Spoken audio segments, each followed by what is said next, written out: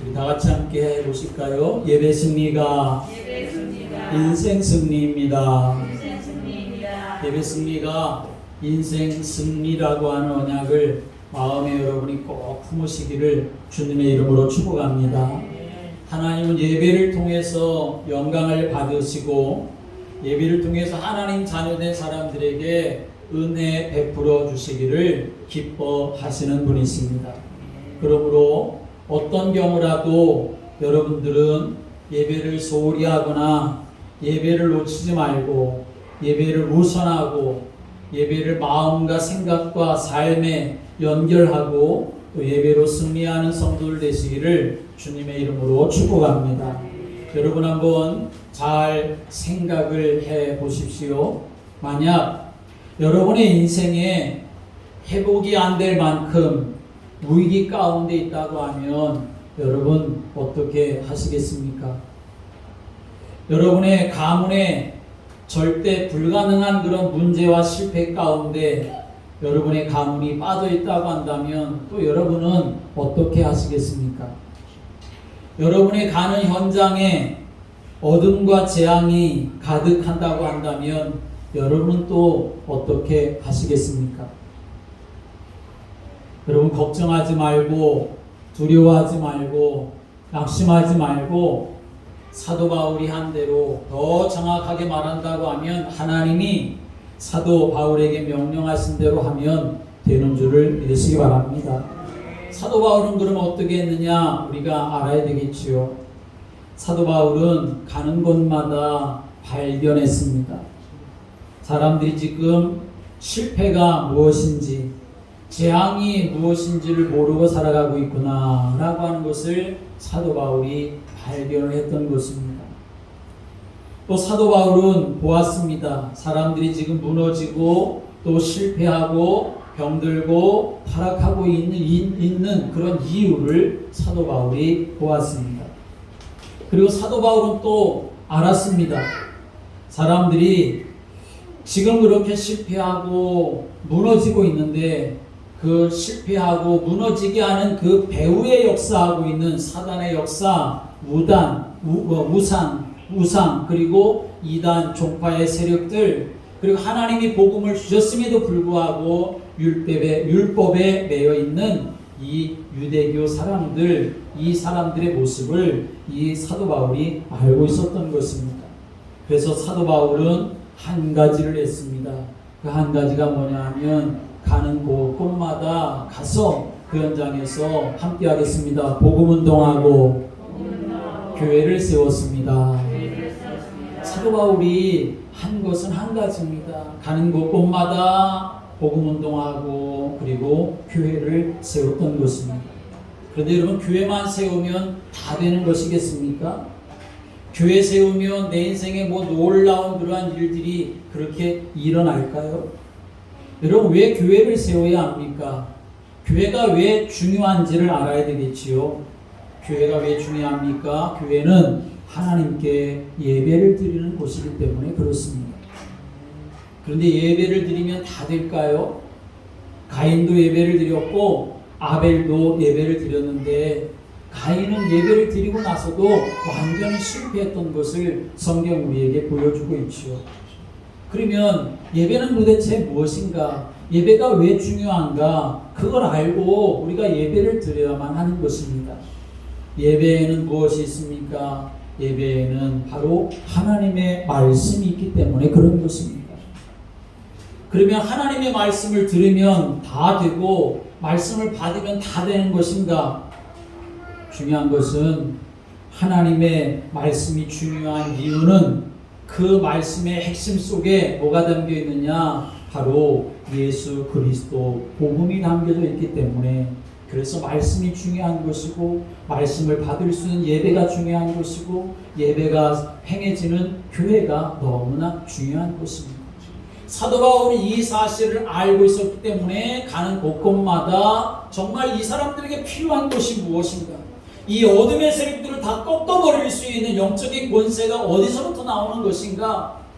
그것은 바로 복음밖에 없구나 해서 복음운동하게 되었던 것이고 그 복음 운동을 할 수 있는 센터 중심을 세우는데 바로 교회를 세울 수가 있게 되었던 것입니다. 예수 그리스도 복음의 말씀이 예수 그리스도의 말씀이 증거되지 않는다고 한다면 아무리 사람이 많이 모여 있다 하더라도 아무리 대단한 건물이 있다 하더라도 그것은 사람의 일에 불과하고 만 것이 되는 것이겠죠. 하나님하고는 상관없는 일이 되어지고 말 것입니다. 그러나 여러분, 정말 내가 예배 드릴 때 예수 그리스도의 말씀이 내 안에 들어오게 되어지면 그 예수 그리스도의 말씀은 살아있는 말씀이 되는 줄을 믿으시기 바랍니다. 그래서 운동력이 있어 자유의 날선 어떤 검보다도 예리하여서 혼과 영과 관절과 골수를 찔러 쪼개기까지 하고 마음과 생각의 뜻을 판단하시고 인도해 주시는 그런 축복을 누릴 수 있는 하나님의 사람으로 세워진 축복이 말씀 속에 예배 속에 하나님이 담아놓으신 줄을 믿으시기 바랍니다. 근데 사람들은 예배가 뭔지를 모릅니다. 그래서 너무나 쉽게 말을 합니다. 뭐 세상 사람들이 이 정부가 이 나라가 대통령이 예배가 뭔지를 알겠습니까? 뭔지를 모르지요. 그러니까 쉽게 말하는 거죠. 모이지 말아라. 코로나가 심하니까 모이지 말아라. 그렇게 말합니다. 예배 드리지 말아라. 그렇게 말합니다. 또 그와 반대로 교회 다니는 사람들도 너무나 쉽게 말합니다. 그래 맞아. 코로나 시대인데 이웃을 생각해서 옆에 있는 사람을 생각해서 모이면 안 되지. 교회 가지 말아야지. 끝나면 가지. 또 어떤 사람은 또 쉽게 말하기를 그래도 뭐 어떻습니까? 그냥 우리가 모여서 예배 드리면 되지. 나 이번 주에 교회 갔다 왔다고 그렇게 말하고 헌금도 내가 송금으로 다 그렇게 보내드렸다고 그런 식으로 그렇게 말하고 생각을 합니다. 여러분, 우리는 세상이 말하는 예배가 되어서도 안 되는 것이고 많은 성도가 오해하고 있는 예배가 되어서도 안 될 것이고 사도 바울의 마음이 담겨져 있는 그 예배를 회복할 수 있는 성도를 되시기를 주님의 이름으로 축복합니다. 바울은 가는 곳마다 생명을 걸고 교회를 세웁니다. 그래서 제자들을 세우고 말씀 운동하고 복음 운동하고 하나님 나라 확장해 나가고 영적 싸움을 싸워나가게 되었습니다. 예배하기 위해서 복음 속에 거하게 하기 위해서 하나님의 말씀이 증거되어지도록 하기 위해서 그렇게 되어야만 세상이 살고 사람이 살고 현장이 살기 때문에 이 사도 바울은 그렇게 했던 것이죠. 오늘 지금 함께 예배드리는 여러분에게는 이 예배가 어떤 의미가 있습니까? 내가 지금 하고 있는 이 예배는 어떤 의미의 예배인가? 라고 하는 것을 여러분은 생각해보고 점검을 해보셔야 합니다. 오늘 아브라함이 18절의 말씀 오면 거기서 여호와를 위하여 제단을 쌓았더라 라고 이렇게 말씀하고 있습니다. 아브라함이 드린 예배가 어떤 예배였을까? 오늘 우리는 한번 생각해 보아야 합니다. 오늘 우리 아브라함이 드렸었던 이 예배를 우리가 생각하면서 정말 내 인생 속에서 하나님 앞에 예배를 드릴 때마다 하나님이 정말 원하시는 예배, 기뻐하시는 예배, 연락하시는 예배, 그 예배의 축복이 회복되어지는 그러한 성도들 되시기를 주님의 이름으로 축복합니다. 오늘 말씀의 제목은 예배 승리가 인생 승리입니다. 이 예배 하나 정말 제대로 회복되어지면 인생이 승리하는 것이고 이거 예배 하나 놓쳐버리면 인생을 놓쳐버리는 삶이 되어지고 만다는 것입니다.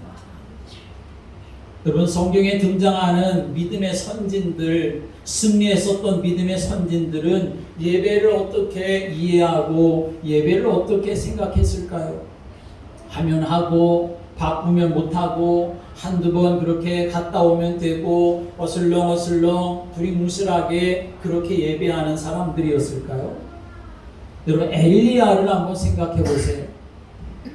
엘리야는 그 시대를 보고 그 시대를 알던 사람이었습니다. 엘리야 시대에 이스라엘 왕이 누구였냐면 아합이라고 하는 사람이 왕이었습니다. 이 아합이 하나님을 제대로 예배하지 않고 경배하지 않아요. 더군다나 이방 여자 이세벨을 데려다가 자기 왕비로 삼아 결혼을 했는데, 이 이세벨이 이스라엘의 아합 왕의 왕비로 들어올 때 자기 나라에서 섬기던 그 우상을 가지고 왔습니다. 바알 신을 가지고 오고 아세라 우상을 가지고 와서 그것을 섬기게 했습니다. 그래서 결국 어떤 일이 일어나게 되었느냐, 이 이세벨이 하나님의 그 당시에 언약을 아는 모든 선자들 다 잡아서 죽이는 그러한 일을 시작하기를 했습니다. 그래서 열왕기상 18장의 말씀 오면 오바디아라고 하는 왕궁에 있었던 사람이 있는데, 이 사람이 어느 정도까지 했느냐 하면 하나님의 선자들을 다 잡아서 죽이니까 이 오바디아가 50명씩 하나님의 선지자들을 데려다가 몰래 불에다가 숨겨주고, 그리고 몰래 떡과 물을 가져다 주면서 이 사람들이 지내게 했을 만큼 그렇게 어려운 그런 시대였습니다. 엘리야도 조금 있으면 이제 잡혀서 죽을 만큼 그렇게 우리개가 가득한 그런 시대였습니다.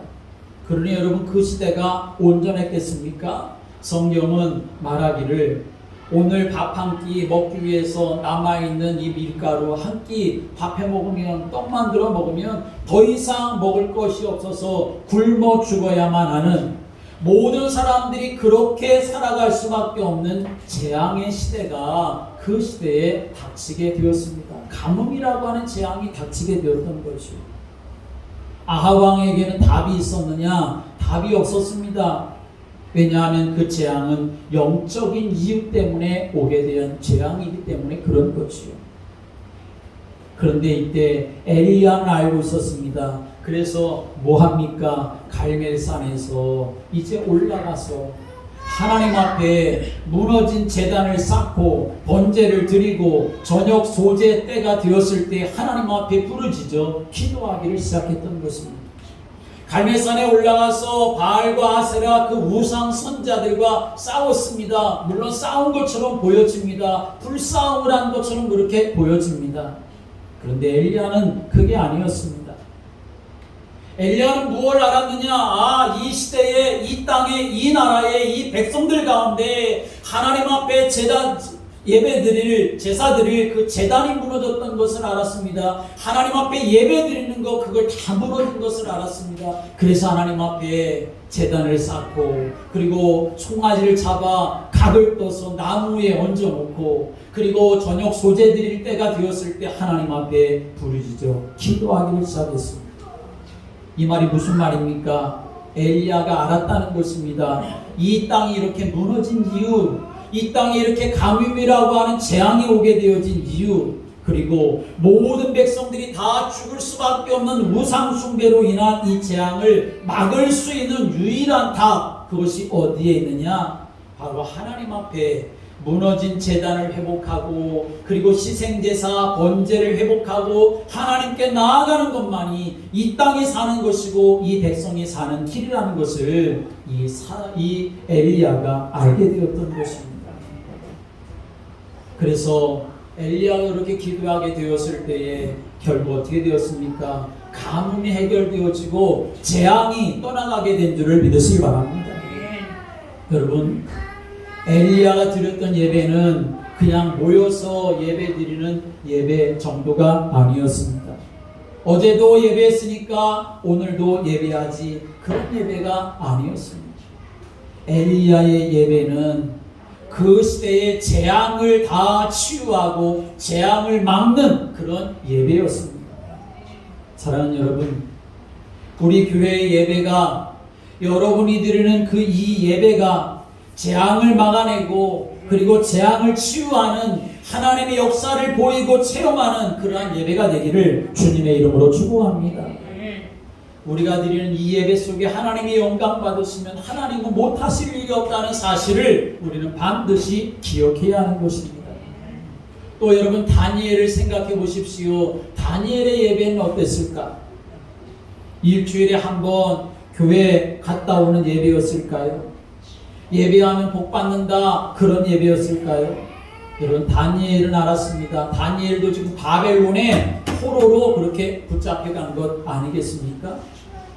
포로로 붙잡혀갔을 때 다니엘은 알았습니다. 아, 우리 민족이 이렇게 망한 이유, 우리 민족이 무너진 이유, 실패하고 바벨론이라고 하는 나라에 속국이 된 이유, 그것은 우리나라의 군사력이 없기 때문에 이렇게 된 것이 아니라 지식 있고 지혜 있는 사람이 없기 때문에, 돈이 없어서 이렇게 된 것이 아니라 바로 예배를 놓쳐서 성전이 무너져서 결국은 바벨론에 망하게 되고 포로됐다. 그래서 이 모양 이 꼴이 된 거야 라고 하는 것을 이 다니엘은 알게 되었던 것입니다. 그래서 다니엘은 뭐합니까? 예배를 회복하는 삶을 살기를 시작했던 것입니다. 물론 다니엘은 예배할 수 있는 좋은 상황이 결코 아니었습니다. 모함하는 자들이 저 다니엘이 지금 뭐하고 있는가, 어떻게 하고 있는가 지켜보고 고발해서 다니엘을 죽이려고 시퍼렇게 눈뜨고 있는 그런 상황이었습니다. 그런데도 이 다니엘은 함께 하겠습니다. 혼자라도 예배하고 있습니다. 혼자라도 예배하고 있습니다. 혼자라도 하나님 앞에 찬양하고 있고 혼자라도 하나님 앞에 기도하고 있습니다. 결국 사자굴에 던져지게 되었지만 그러나 사자굴에서도 털끝 하나 상하지 않고 나오게 되었던 그것은 바로 다니엘에게 뭐가 있었냐? 예배에 대한 언약이 있었기 때문에 그럴 수가 있었던 거죠. 나중에는 포로에서 되게 되고 다시 예루살렘으로 돌아오게 되고 무너진 예루살렘 성벽을 쌓게 되고 무너진 이 예루살렘 성전을 다시 회복하게 되어지는, 그래서 희생제사가 회복되어지는 역사가 일어나게 되었습니다. 그 시작이 어디에 있었습니까? 바로 다니엘이 하나님 앞에 홀로 예배드리는 그 시작에서부터 그 역사가 일어나게 되었던 것입니다. 다니엘이 사자굴에서 나오게 되어졌었던 그 기적의 역사, 예배의 언약에 있었습니다. 다니엘을 마지막까지 힘있게 포로되었던 민족을 다시 귀환할 수 있게 했었던 언약의 축복이 어디에 있었느냐? 바로 예배에 있었다는 것을 말하는 것이죠. 지금이라도 우리의 가슴 속에 재앙을 막아내는 예배, 민족을 회복하는 예배의 축복을 사모하고 누리고 그런 예배자로 여러분이 모두가 세워질 수 있게 되기를 주님의 이름으로 축복합니다. 오늘 아브라함이 이 예배의 언약을 잘 깨달은 것입니다. 사실 오늘 이 말씀의 내용을 우리가 잘 보려면 14절의 말씀을 우리가 먼저 보아야 합니다. 14절에 뭐라고 시작하냐 하면 롯이 아브라함을 떠난 후에 라고 이렇게 시작을 합니다.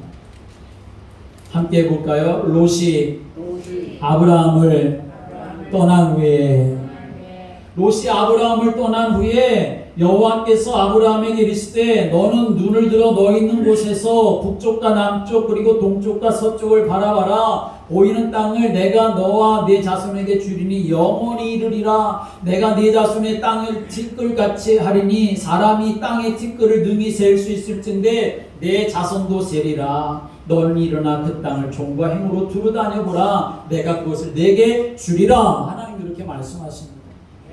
여러분, 지금 하나님이 아브라함을 이렇게 막 축복하시는 것, 하나님이 좋으셔서 그렇게 하는 것입니까? 안 좋으셔서 그렇게 하시는 겁니까? 어떤 것 같아요? 하나님이 좋으셔서 그렇게 지금 아브라함을 축복하시는 거죠. 아니, 하나님이 왜 이렇게 좋으셨을까? 조카 롯과 아브라함이 싸우지 않아서 하나님이 좋으셔서 축복하신 걸까? 아니면 조카 롯에게 아브라함이 모든 것을 다 양보해서 하나님이 너무나 기분 좋으셔서 아브라함을 축복하신 걸까? 여러분 잘 생각하셔야 합니다. 하나님이 창세기 12장에 말씀 오면 아브라함을 부르시고 하나님이 아브라함에게 언약을 주시지요. 창세기 12장 1절부터 3절의 말씀 오면 이렇게 말씀합니다. 한번 읽어볼까요? 12장 창세기 12장 1절부터 3절 시작. 여호와께서 아브라함에게 이르시되 너는 너의 고향과 친척과 아버지의 집을 떠나 내가 내게 보여줄 땅으로 가라. 내가 너로 큰 민족을 이루고 내게 복을 주어 내 이름을 창대하게 하리니 너는 복이 될지라. 너를 축복하는 자에게는 내가 복을 내리고 너를 저주하는 자에게는 내가 저주하리니 땅의 모든 족속이 너로 말미암아 복을 얻을 것이라 하신지라. 아멘. 하나님이 아브라함을 부르셨을 때 하나님이 아브라함에게 하신 말씀이 뭡니까? 너는 너의 고향과 친척과 아버지의 집을 떠나 내가 네게 보여줄 땅으로 가라. 하나님 이렇게 말씀하시지요. 그런데 아브라함이 하나님의 부르심을 받고 처음에는 아브라함이 이렇게 했습니까? 안 했습니까? 그렇게 하지를 않았습니다. 하나님은 고향, 친척, 아비 집을 떠나서 가라고, 호를 단신으로 가라고 이렇게 말씀하셨는데 아브라함은 어떻게 합니까? 롯을 데리고 나오게 되어지지요. 그리고 처음에는 가나안 땅에 가서 사는 듯 하더니 그 땅에 기근이 임해서 살기가 힘들어지니까 그 땅에서 하나님 바라보고 참고 인내하며 언약 붙잡고 사는 게 아니라 어디로 갑니까? 애굽으로 내려가게 되어지지요. 애굽으로 내려가서는 하나님 분명히 아브라함 부르실 때 말씀하시기를 너는 복이 될지라 모든 족속이 너로 말미암아 복을 받을 것이다. 그렇게 하나님이 약속하셨는데도 불구하고 오히려 애굽으로 내려가서는 사람들에게 복을 주는 게 아니라 사람들한테 망신당하지요. 그리고 그 사람들에게 재앙이 임하게 되고 결국에는 그 땅의 사람들이 아브라함을 쫓아냈듯이 빨리 이 땅에서 나가라고 그렇게 쫓아버리는 지경이 되고 말았습니다. 하나님 말씀하신 거하고 전혀 맞지 않고 반대가 되는 그런 상황이 임하게 되었던 것이요. 그런데 오늘 말씀에 보니까 14절에 롯이 아브라함을 떠난 후에 라고 이렇게 말씀하고 있습니다. 여러분 이 말씀이 너무나 중요한 겁니다. 하나님이 아브라함에게 처음부터 뭐라고 하셨습니까? 고향과 친척과 아버지의 집을 떠나라 라고 하셨지요. 그런데 아브라함이 그랬나요? 아니지요. 안 돼. 나 혼자 어떻게 해? 나 혼자면 안 될 것 같아. 이것만은 있어야 돼. 저것만은 있어야 돼. 그런 생각을 하게 되었던 거죠. 그래서 조카 롯을 좀 데리고 나아가면 내게 큰 힘이 될 것 같아. 조카 롯을 의지한 겁니다. 불신앙이 있었던 겁니다. 하나님만 절대 의지하지 않았던 겁니다. 그런데 어떤 하나의 사건으로 인하여서 어떤 일이 생겨지게 되느냐면 드디어 롯이 아브라함을 떠나게 되는 역사가 일어나게 되었다라고 하는 것입니다. 이제는 롯이 의지의 대상이 된 것이 아닙니다. 이제는 하나님이 말씀하신 대로 그 말씀을 언약으로 붙잡게 되었던 것입니다. 내가 이제는 롯을 의지할 것이 아니라 하나님만 의지해야 되겠구나. 이제는 오직이 되는 그러한 믿음 안에 이 아브라함이 서게 되었다는 것입니다. 고향과 친척과 아버지의 집을 떠나라는 하나님의 말씀에 자신을 세우게 되었던 것입니다. 하나님이 기뻐하셨을까요? 안 기뻐하셨을까요? 당연히 기뻐하셨지요. 그러니까 하나님이 롯이 아브라함을 떠난 후에 하나님이 아브라함에게 축복하시기를 시작하시고 약속을 하셨던 것이죠. 또 하나님이 아브라함을 부르실 때 뭐라고 말씀하셨습니까? 본토, 친척, 아비 집을 떠나라 말씀하시고 내가 네게 보일 땅으로 가라 그렇게 말씀하셨습니다. 보일 땅으로 가라. 무슨 말입니까? 가나안 땅을 말하는 것인데 그 가나안 땅은 하나님의 구원 계획, 복음 계획이 있는 그 땅으로 가라라고 말씀을 하고 계시는 거죠. 여러분 우리가 쉽게 생각하면 이렇게 생각하기 쉽습니다. 뭐 아무 데서나 예배드리면 되지 뭐 어때? 그럴 수가 있지요. 물론 하나님은 어디에나 계시고 언제나 계신 분이니까 어디서든지 예배 드릴 수도 있습니다. 어디서든지 아무 때나 예배 드릴 수 있지만 그러나 여러분 결국 내 마음이 내 모습이 나중엔 어떻게 됩니까? 점점 변질되어지는 모습들을 많이 볼 수가 있습니다. 내 형편, 내 사정에 따라 그냥 고무줄 누리듯이 그렇게 예배를 드리는 자가 되어지고 마는 거죠. 코로나로 인해서 교회에 모이지를 못하니까 처음에는 집에서 예배 드릴 때에 이거 어떻게 하나, 우리가 교회 가서 예배를 드려야 되는데 이 교회를 못 가다니 얼마나 안타까운 마음들이 많이 있었습니까? 그래도 이렇게 인터넷이 돼서 인터넷으로라도 영상으로 예배를 드릴 수가 있으면 너무나 감사하다, 다행이다 하면서 이 컴퓨터 앞에 앉아가지고 교회에서 예배 드리듯이 그렇게 집중해서 예배를 드리기를 시작했는데 한 주, 두 주 시간이 지나다 보니까 그 마음, 그 자세가 처음과 같아졌습니까? 점점 흐트러지게 되어지지요.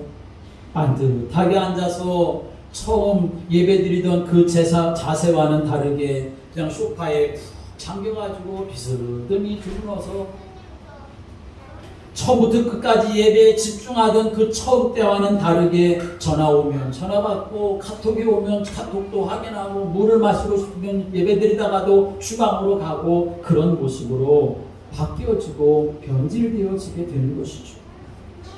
아브라함이 사실 처음에는 그랬던 겁니다. 그런데 롯의 사건이 있은 후에 깨달은 것입니다. 드디어 롯을 떠나서 18절에 아브라함이 헤브론 땅에 거주하게 되었다라고 말하지요. 여기 헤브론 땅은 바로 지금 예루살렘을 말하는 것입니다. 가나안 땅을 말하는 거지요. 헤브론으로 옮겨 마므레 상수리 숲에 이르러 거주하며 거기서 여호와를 위하여 제단을 쌓았더라라고 말씀합니다. 이제 결국은 여호와께서 말씀하셨던 땅, 여호와께서 주신 땅으로 가서 하나님 앞에 희생제사를 드리게 되었다라고 하는 것입니다. 드디어 아브라함이 창세기 12장에서 말씀하신 언약을 제대로 붙잡은 자가 됐다라는 거지요. 오직 예수, 오직 복음이 되었다라고 하는 것을 말하는 것입니다. 결국 모든 족속이 너로 말미암아 복을 얻을 것이다. 세상에 복을 받게 하는 자가 되는 시간표에 이르게 되었다는 것입니다. 전도와 선교의 사명을 감당하는 사람으로 세워지게 되었다는 거죠. 하나님은 처음부터 그렇게 아브라함을 불러주셨습니다. 그런데 아브라함은 처음에는 인본주의에 빠지고 불신앙에 빠지고 사람들에게 부끄러움을 당하고 민폐 끼치는 그러한 인생으로 사는 존재였습니다. 그런데 창세기 13장에 아브라함의 가축의 목자와 롯의 가축의 목자가 싸움이 일어나는 그때에 아브라함은 깨닫게 되어진 겁니다. 여러분, 문제가 일어날 때마다, 어려움이 있을 때마다 내가 그냥 고아처럼 내버려 던져진 자가 아니라 하나님은 살아계셔서 역사하시고 나와 함께 하신 것을 믿고 그 안에서 하나님의 계획과 뜻은 무엇일까 여러분이 깨닫고 붙잡는 성도들 되시기를 주님의 이름으로 축복합니다. 아브라함이 이 싸움이 일어나게 되었을 때 아브라함은 깨달은 겁니다. 내가 이참에 롯과 떨어져서 이제 인본주의를 버리고 내 고향과 친척과 아비 집을 떠나라고 하는 그 언약을 내가 회복해야 되겠구나. 내게 주실 땅으로 가라고 말씀하셨는데 내가 그냥 여전히 나 살기 위해서 이 땅 저 땅 좋은 땅 찾아다닐 것이 아니라 하나님이 말씀하셨던 그 땅으로 내가 가서 언약의 땅을 회복해야 되겠구나. 내가 그 땅에 가서 어서 다 잊어버리고 무너졌었던 하나님께 시생제사 드리는 예배를 회복해야 되겠구나. 그 마음을 이 아브라함이 가졌던 것입니다. 하나님이 그 중심을 하시고 아브라함에게 15절부터는 복을 주시지요.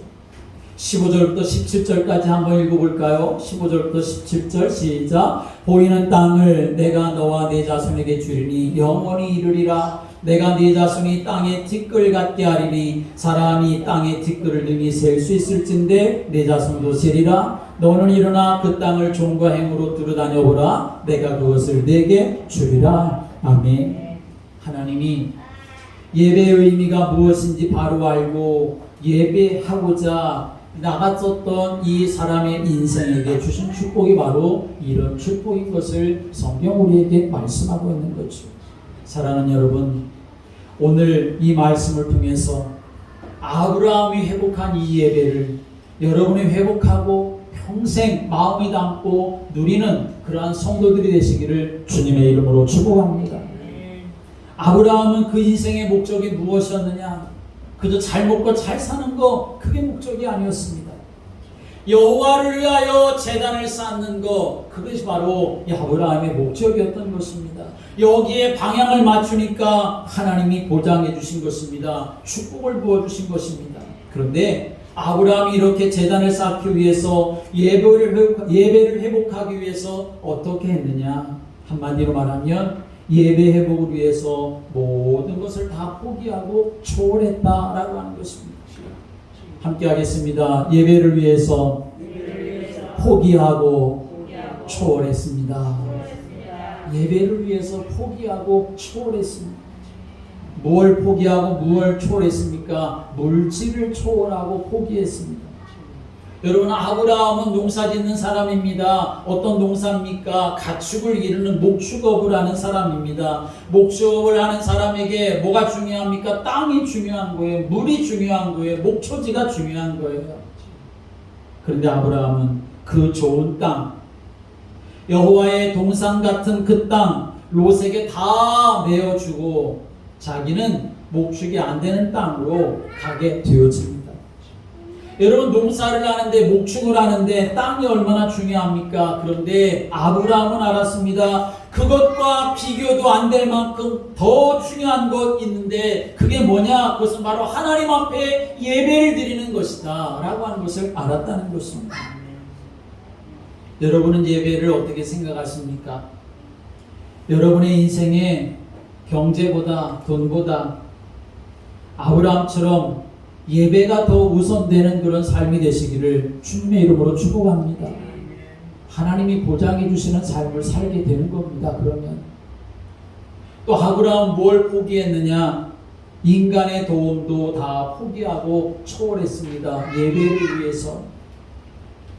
여러분, 우리가 살아가면서 누가 배경 있고 심 있는 사람이 도와주면 좋지 않습니까?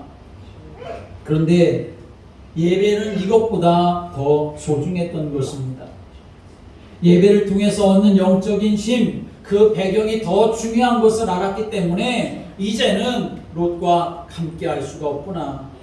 롯과 함께 하고 있는 이상 나는 그저 싸움을 할 뿐이지, 사람과 싸움을 할 뿐이지, 어떻게 하면 내 양들을, 내 속대들을 더 잘 먹일 수 있을까, 그것을 고민할 뿐이지, 어떻게 하면 내가 하나님께 가까이 갈까, 하나님께 예배할까, 그거 고민하고 그 일을 위해 삶을 살아갈 수가 없다는 것을 아브라함은 깨닫게 되었던 것입니다.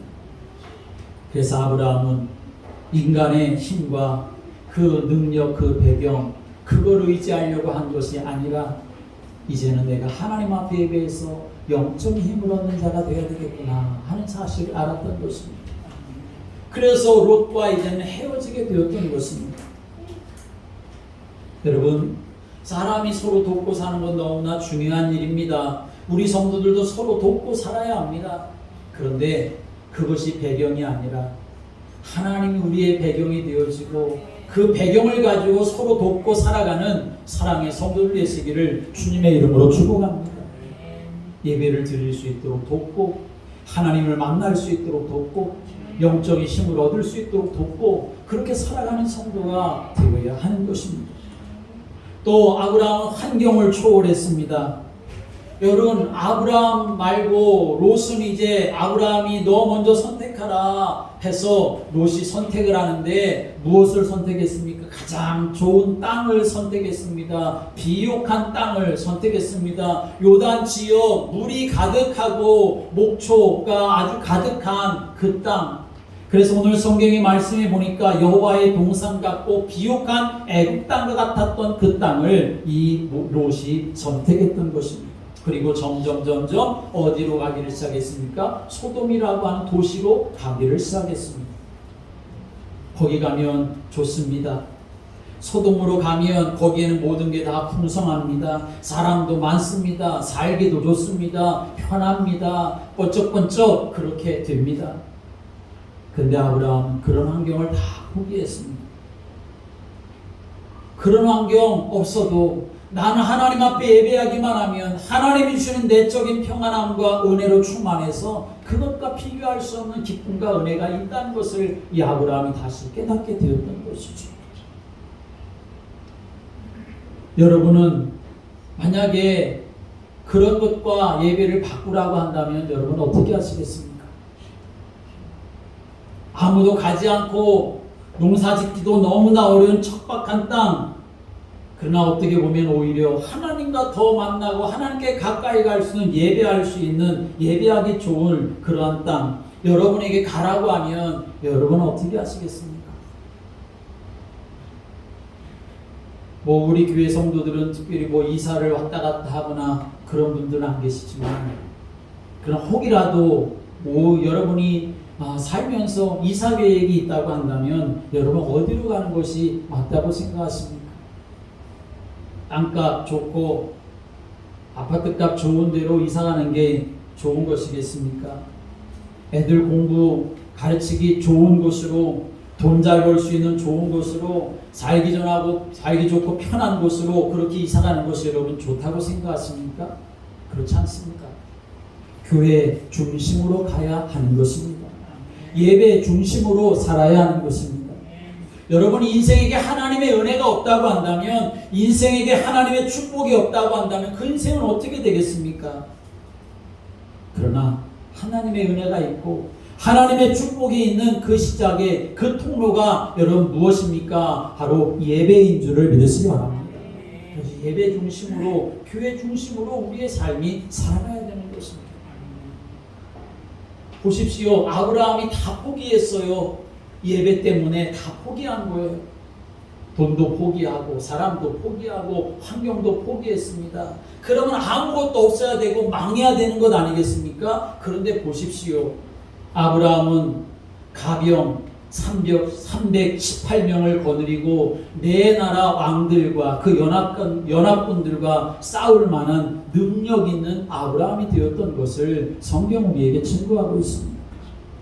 다 망하고 포로 되어버린 조카 롯도 구했습니다. 나중에는 소돔왕이 아브라함에게 당신에게 모든 것을 다 주겠다 그렇게 말을 합니다. 아브라함이 대단하니까.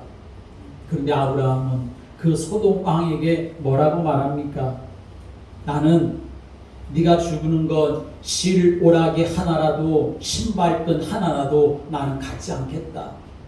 혹시 너가 아니면 사람들이 나에게 말하기를 저 아브라함이 사람의 도움을 입어가지고 저렇게 된 거야 라고 이렇게 말할 수 있으니까 나는 절대로 네가 주는 도움 하나도 받지 않겠다. 하나님이 나를 보장하시는데, 하나님이 나를 도우시고 하나님 나를 축복하시는데 라고 이렇게 말했던 것입니다. 사랑하는 여러분, 포기가 아닙니다. 정말 주님의 나라와 복음을 위해서, 예배를 위해서 포기한다고 한다면 하나님은 그냥 가만히 계시는 분이 아니라 하나님은 그 인생을 붙드시고 책임져 주시고 축복해 주시는 줄을 믿으시기 바랍니다. 지금 코로나 시대입니다. 코로나 중에도 그렇고, 코로나가 이제는 진정돼서 끝나도 우리는 계속 예배드리고 신앙생활 해야 되지 않겠습니까? 그러면 어떻게 해야 할까요? 많은 사람들이 코로나 중에도 이미 예배를 놓쳐버리고 교회를 놓쳐버린 사람들이 너무나 많은데, 코로나가 끝난 후에는 또 어떤 일이 생겨질까요? 이제는 이 코로나로 인하여서 이제는 사람들을 찾아가는 일 너무나 힘들고 어렵게 되었지요. 사람들이 다 부담스럽게 생각을 하지요. 찾아가서 전도하기는 점점 힘들어지는 그런 시대가 되었습니다. 그러면 이제는 어떻게 해야 할까? 이제는 교회로 찾아오게 하는 그런 전도 전략이 필요한 시대가 되었습니다. 그러니 여러분 잘 기도하셔야 합니다. 그리고 하나님 앞에 간절히 기도하셔야 합니다. 정말 우리 교회 하나님 축복하셔서 성전 건축 되어질 수 있도록, 하나님이 일하셔서 역사하실 수 있도록 기도하시길 바랍니다. 크지 않아도 그 안에서 사람들이 교회로 와 그 안에서 복음의 역사가 역동적으로 일어나는 그런 성전 건축이 되어질 수 있도록, 사람들이 찾아와가지고 복음을 접할 수 있는 그러한 성전 건축이 되어질 수 있도록 하나님 앞에 기도하시기 바랍니다. 교회 건물 지어놓고 우리가 이렇게 교회 건물을 세웠어 그거 자랑하려고 하는 게 아니라, 사람들한테 보여주려고 하는 게 아니라, 이 교회 안에 들어와서 사람들이 하나님을 만나고 예수를 만나고 복음을 듣고 하나님의 사람들로 세워지는 역사가 일어나는 그러한 성전이 되어지는 일이 되어질 수 있도록 하나님 앞에 기도하시기를 바랍니다. 또 한 가지는, 또 중요한 한 가지는 뭐냐 하면 여러분 개인이 중요합니다. 한 사람 한 사람이 이제는 홀로 예배자가 되어야 하는 시대가 되었다는 것입니다. 모일 필요가 없다는 말이 아닙니다. 모일 형편이 안 돼도 예배가 지속되는 복음의 비밀을 갖는 자가 되어야 한다라고 하는 것을 말씀드리는 겁니다. 불신앙 시대에 하나님의 심판이 선포되어도 아무도 듣지 않는 시대에 홀로 하나님 앞에 예배드리는 사람이 있었습니다. 그 사람이 누구였냐면 노아였습니다. 하나님이 노아를 축복하시고 구원하시고 노아를 통해 새로운 역사를 이루어 가시지 않았습니까? 거짓 우상과 거짓 선자들이 하나님의 선자들을 죽이는 탄압 시대, 정말 예배드리기 어려운 그러한 시대에 그런데도 홀로 예배드리는 사람이 있었습니다. 그 사람이 바로 엘리야였습니다. 그러기에 그 시대에 재앙을 다 막아버리고 하나님의 살아계심을 증거하는 역사를 일으켰습니다. 예배드리면 죽인다, 그렇게 명령이 떨어진 그러한 시대에도 홀로 예배드리는 사람이 있었습니다. 다니엘이 그랬습니다. 홀로 성전을 향하여 예배를 드리게 되었을 때 하나님은 다니엘을 높이 세우셔서 그 느부갓네살 왕으로 시작해서 다리오 왕과 고레스 왕에 이르기까지 하나님의 살아계심이 증거되어지고 이스라엘이 회복되어지는 역사를 일으켜갔습니다. 사랑하는 여러분, 하나님은 이렇게 예배하는 자를 통하여 복음의 물줄기를 흐르게 하셨고 구원의 역사를 이루어 가셨습니다. 코로나로 인하여서 핑계가 좋아서 예배드리는 것, 게을리하는 것이 아니라 이 시대를 분별해서 하나님께 더 가까이 가는 성도, 예배에 승리하며 하나님께 영광 돌리고 하나님의 보장 속에 살아가는 믿음의 성도들 다 되시기를 주님의 이름으로 축복합니다. 기도드리겠습니다. 하나님, 예배 승리가 우리 인생의 승리가 되는 줄을 믿습니다. 날마다 예배가 그저 지난주의 예배가 되는 것이 아니라 오늘도 하나님이 예비하신 은혜를 사모하는 예배가 되게 하시고 내 영혼이 살아나는 예배가 되게 하시고 우리가 살아가는 현장에 하나님 나라를 이루어가는 영적인 힘을 얻는 예배가 되게 하여 주옵소서. 아브라함처럼 예배의 비밀을 아는 자가 되게 하여 주옵소서. 예배보다도 우선될 것이 없음을 알게 하여 주옵시고 예배를 통하여 하나님의 은혜와 축복을 누리는 모든 성도들이 되도록 성령으로 충만케 하여 주옵소서. 예수 그리스도의 이름으로 기도드립니다. 아멘.